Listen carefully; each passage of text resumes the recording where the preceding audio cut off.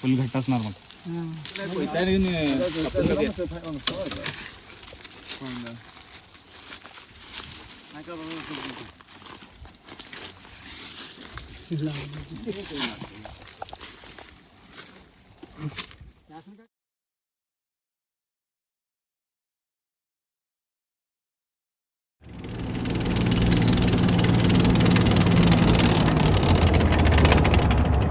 In 2016, we were examining Google Earth in the hunt for tanks, when we came across an image uploaded by a local Indian, captioned, "Abandoned Army Tank." Looking at this image, we quickly spotted that this wasn't just any tank, it was a Mark III Sherman DD, a rare type of Sherman that could float in water. Today, only a handful exist. These vehicles were most famously used in the Normandy landings, where they were able to swim directly onto the beaches under their own power. Working with Indian private investigators, and some good Indian friends, we were able to locate 6 DDs in total. This year, 2023, Mark and Connor traveled to India to visit, document and film these rare vehicles. But what was this example doing in India? This video intends to show the history of these particular tanks and how they became part of the Indian military. The story starts in 1945 with the end of World War II in Europe. As the party started and celebrations continued. On the other side of the world in the Far East, the battles raged and the Japanese had not surrendered. The plan was to send 86 Sherman DDs to India for training with the 25th Dragoons. This was all for Operation Zipper. It was a British plan to capture either Port Swettenham or Port Dickson, Malaya as staging areas for the recapture of Singapore. With the photos of Trooper H.V. Phillips, an engineer with the 25th Dragoons, and the snapshots that he took, along with the words of John Leyin, a Sherman DD tanker. My regiment, the 25th Dragoons, pulled out of Burma to train on the DD duplex drive Sherman for the impending invasion of Japanese-occupied Malaya. These were the ordinary land Shermans that had, with remarkable engineering, but rather basic technology, been adapted to float and make their own way in water. They could be launched from landing craft, over 3 miles from the beach, in any depth of water, and independently steered to shore. It was driven by 2 tank engine-powered propellers at the rear of the tank, at a speed of about 2 miles per hour. Since our tanks were still on the secret list, all our training was undertaken well away from prying eyes, on a spit off Cocanada, which was about 300 miles north of Madras, and which was now our established base. We wasted no time in getting down to our training. Although the DD Shermans we were to train on were the tanks intended for our actual use in combat, during our training we became very much aware that once in the water, our Shermans were extremely vulnerable, since it was all too apparent that they could be sunk even by small arms fire. At the end of our training on these tanks, it was obvious that we were to be part of a seaborne invasion of a Japanese-occupied territory. But where and when that was to be, we, the rank and file, did not know. I was now the 75mm loader in the squadron leader's tank, which meant that if it ever made it that far, it would be the first tank to hit the beach. With our tanks now aboard the LSTs in Madras Harbour, we began loading essential supplies and equipment, and with everything now in place, orders were given that we were to sail at 6 o'clock the next morning. Then, before we could get our heads down for the night, something entirely unexpected and unbelievable happened. A wireless signal had been received and the whole operation was dramatically called off. It was the 6th of August, 1945. An American B-29 bomber had dropped an atomic bomb on Hiroshima. 3 days later, on the 9th of August, they dropped a second atomic bomb, this time on Nagasaki, and with the same horrific results. There was no doubt now that the war was over, and it was. On the 14th of August, the Japanese surrendered unconditionally to the Allies. I cannot recall there being any great celebration at that time, but I did feel, as I'm sure most of us did, a great sense of relief. With the end of World War II, elements of the British Army, including the 25th Dragoons, were stationed in various places throughout India until 1947, at which point British colonial rule ended and the country was partitioned into two independent nations, India and Pakistan. When the British pulled out, they left behind great quantities of military equipment which was inherited in one way or another by both countries' armies. Forward to 1961 and the liberation of Goa, we are not sure if our lost Sherman DDs participated in the operation, but we do know that the main Indian Army forces involved in the Goa Liberation were based at Belagavi Army Base. This is also the place where many of the Sherman DDs now sit. As you can see, many of the tanks have been marked with some sort of military training markings, telling where the armor is thinnest or to destroy the tracks to stop the tank. All the tanks have had most of the parts removed, if not by the military, but by locals looking for scrap metal. A few miles down the road from Belagavi is the small village of Bamardi. After years of hunting, this is one of the places that our investigators had told us that two tanks had been found. And they were only known about by the locals. These tanks had been hidden for over 60 years. The first tank is on its side and in really good condition, in somebody's backyard. When we first had photos of this tank in 2016, you could see it had been moved recently onto its side, to make more room for the field behind it. This was done with a large digger. You can see the damage on the outer skirt from the digger bucket.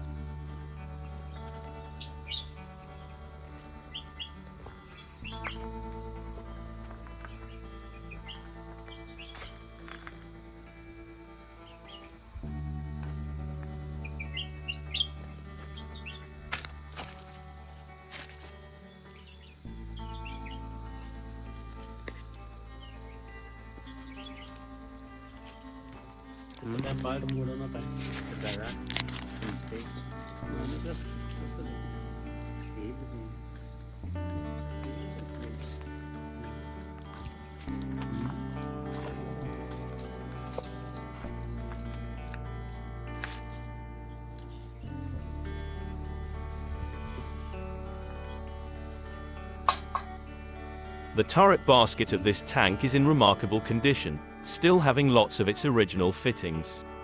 Sadly, all of the tanks have had their engines removed.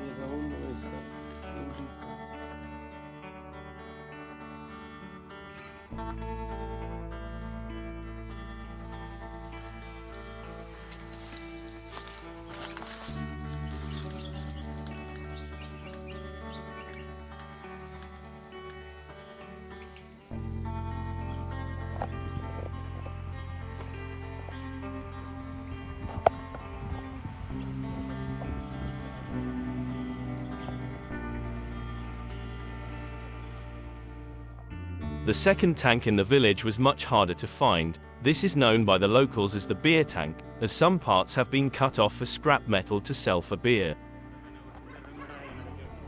This one was much more overgrown, and the locals kept warning us to watch for cobras.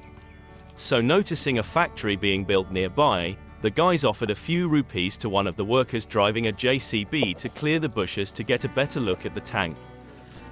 Even the workers building the factory had no idea the tank was there and so close to their building.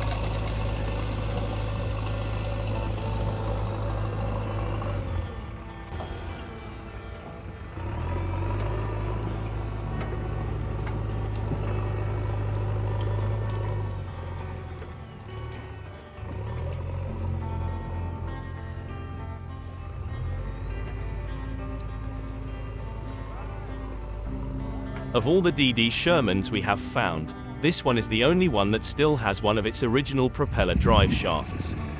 You can see it sticking out on the right-hand side.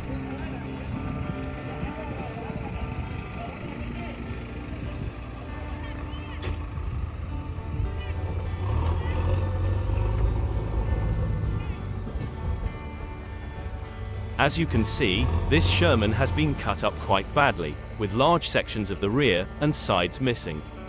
The turret has also been cut, with some of it inside and on the hull. It's sad to see this rare tank in this condition, but we have shared its location with the Indian military in the hope they might save it. All the track rollers have been removed, and are probably being used on some farm machinery nearby.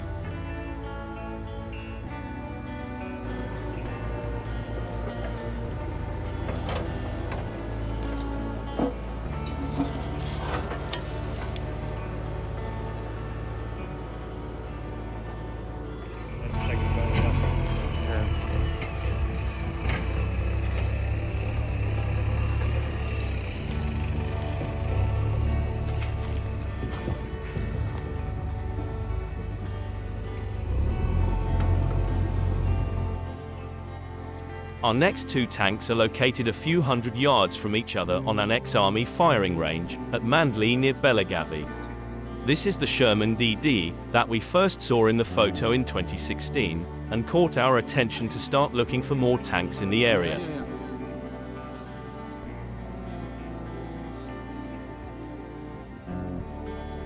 A few years ago, the Indian military repainted the two tanks, and mounted a sign stating that the tanks are monuments to the liberation of Goa.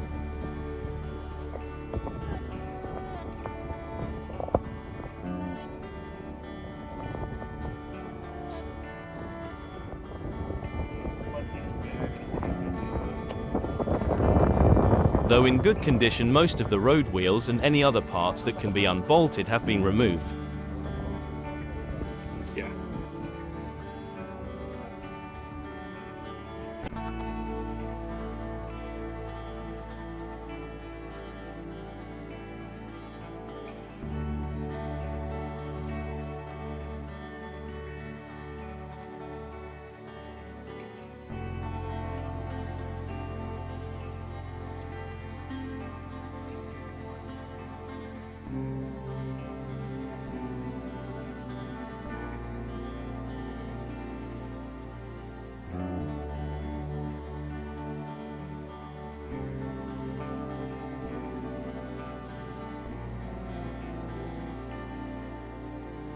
Since 2016, when we first found out about the DD tanks in India, we have been trying to rescue the two tanks in Bamardi village.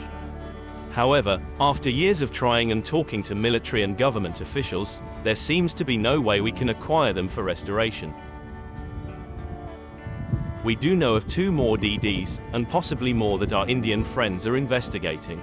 All are well hidden and are not known on any tank hunters maps, and for the time being that is how we are going to keep them. You never know when we might be back. Maybe there will be a lost Sherman DDs of India, Part 2. But what I can tell you, is we have already started our next mission, to a different continent, to unearth more lost tanks. Keep watching on our channel, for more tank hunting adventures.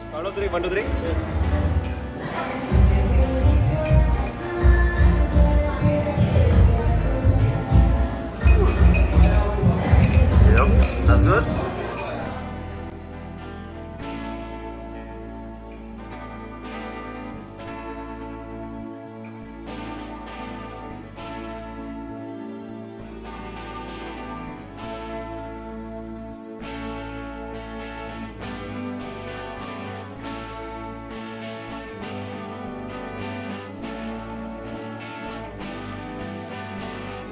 As you know, this week we covered the news of Mick Wilson finding those 6 DD tanks in India. Well, that's special stuff, and Mick's sort of like an Indiana Jones of the tank world. That's all out there, and we've got to keep finding that stuff, keep bringing it and putting it in front of people.